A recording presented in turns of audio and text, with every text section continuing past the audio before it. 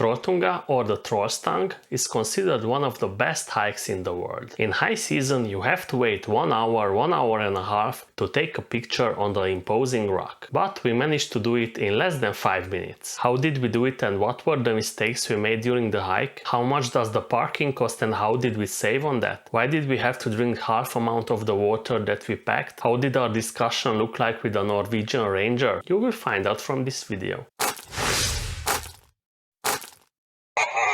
First of all, I must start with a disclaimer. What we did is not for everyone. We have a combined hiking experience of more than half a century, and at the time of our trip in Norway, we were in a really well-trained state. In the months preceding the trip, we ran frequently in nature, we participated in trail running contests, and I even ran 28 kilometers on a skyrunning contest at altitudes above 2000 meters. Trolltunga is not an easy hike. In 22 kilometers, you have to ascend around 800 to 1100 meters. It usually takes 10 to 12 hours, but our friends needed even more than that a few weeks before us because of a huge heat wave hitting Norway. On the other hand, we needed just 9 hours, and without the mistakes it could have been even less. The information board at the start of the hike tells you to start the hike before 10 AM, but because it's sufficiently up to the north and it was getting dark around 11 PM, we chose a different strategy. There are 2 parking lots where you can leave your car, a lower parking and an upper parking. After considering expensive the Preikestolen parking at 200 crowns, I was shocked to see that at Trolltunga you have to pay 500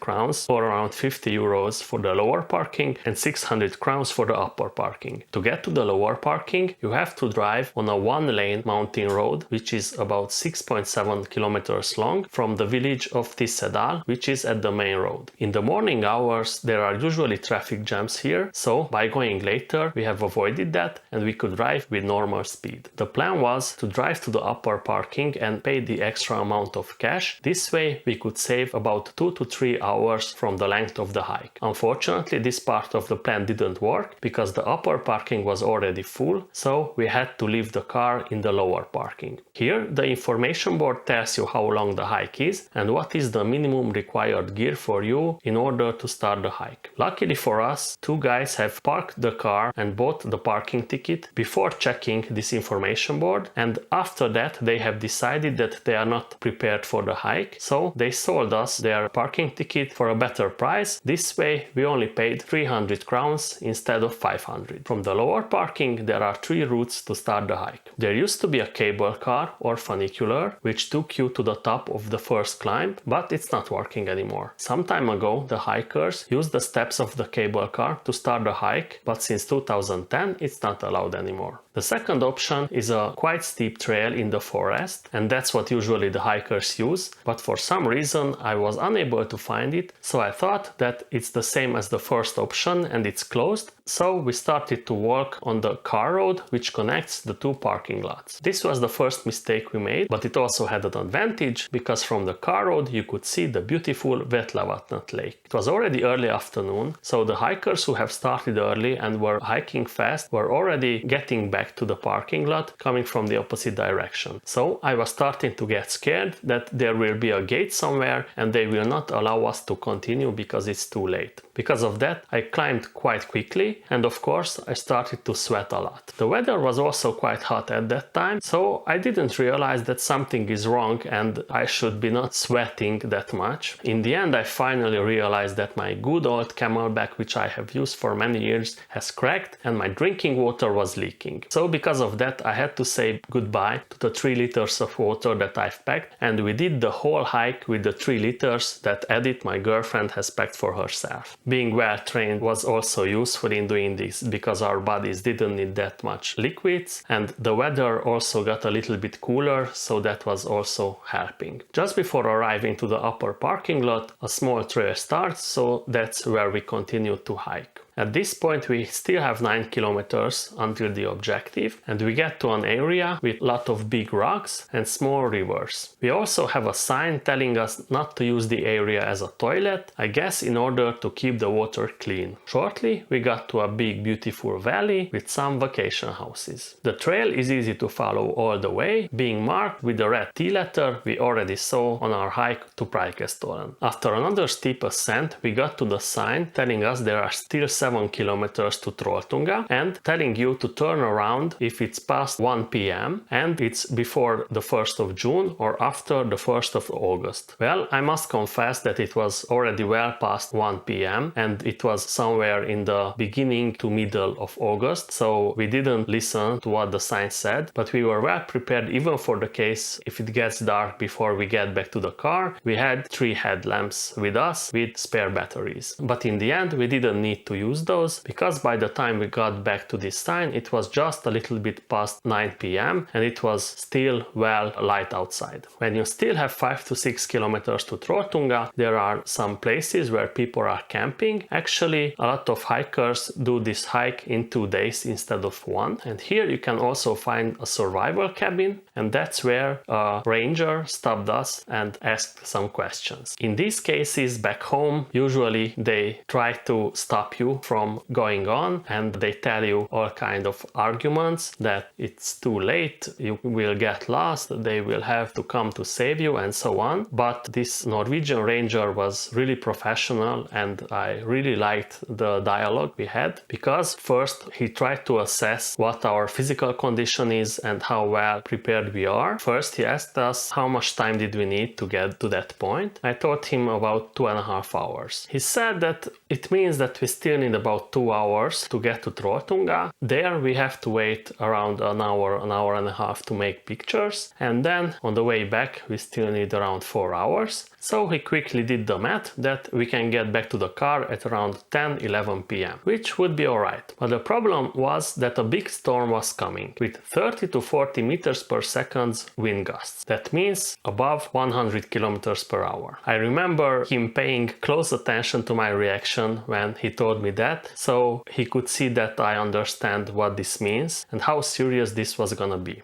According to the forecast, the storm was coming at around midnight, so if everything was going according to the plan, we still had time to make it. But he gave us the advice that if it starts to rain, it means that the storm hit early, so we have to turn back because otherwise we can get in trouble. With this new information in mind, we continued to hike even faster than before, so from that point we got to Trolltunga in less than 2 hours, actually in about 1 hour and a half. The whole trip from the lower parking lot being 4 hours. Perhaps the most spectacular part of the hike was coming next, when you could see the fjord over which the Trolltunga rock is hanging. It's called Ringedalsvatnet Lake. The trail is mostly rocky with some muddy portions and some small lakes over which you can go using some wooden bridges. Finally, we got to Trolltunga, where there was a sign telling us about the danger zone, so you should stay clear of the edge of the whole rock. Of course, drones were not allowed and dogs had to be kept on a leash. Close to Trolltunga there were also some other survival cabins with the signs clearly telling that they are for emergency use only. On the way back it started to rain, but luckily for us it wasn't the big storm that came early, just a small rain, which made it difficult to descend on the slippery rocks on the portions with big straight rocks. In the end we found out that there is also a shuttle bus which can take you between the 2 parking lots. I will leave here the timetable and the price in case you need it. In Norway, perhaps the only hike that is more popular than Trolltunga, it's Preikestolen, the story of which you can find here. But my favorite hike in Norway is actually neither of those, but a hike nobody has heard of. When the video about it will be done, you will find it here.